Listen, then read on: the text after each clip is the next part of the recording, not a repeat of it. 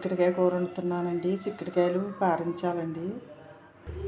చిక్కుడుకాయ ముక్కలు పారించుకోవాలండి. మూత పెట్టి 2 నిమిషాలు ఉడికానండి. మసాలా ఆడాలండి. ధనియాలు వేసుకోవాలి. దాల్చిన చెక్క అండి, జీలకర్ర,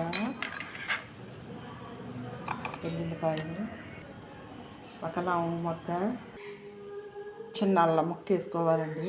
ఉల్లిపాయ ముక్కలు వేసానండి. చిక్కుడుకాయ ముక్కలు ఉడుకుతున్నాయండి. ఉడికాక పారించేసుకోవాలండి.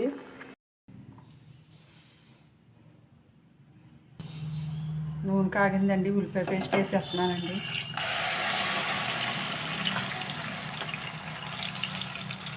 ఉల్లిపాయ పేస్ట్ వేసుకుంటేనే బాగుంటుందండి చిక్కుడుకాయ కూరలోని.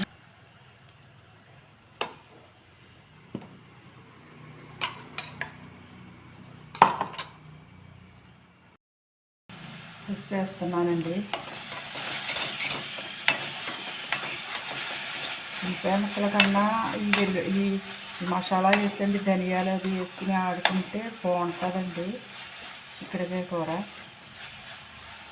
పారించుకుని వండుకోవచ్చండి, మామూలుగా వండుకోవచ్చండి. పారించుకుంటే బాగుంటుందండి. సాల్ట్ వేస్తున్నానండి. ఉల్లిపాయ పేస్ట్ బాగా వేగిపోయిందండి. నూనె ఫ్రై చేయాల్సిందండి. కారం వేసుకుని 1 నిమిషం ఇలాగా వేసుకోవాలండి.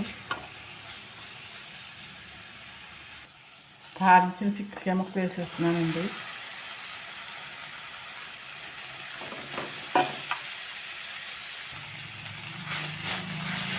ముక్కలో ఉప్పు కారం బాగా పట్టిందండి. ఇందులో 2 నిమిషాలు మగ్గనివ్వాలండి.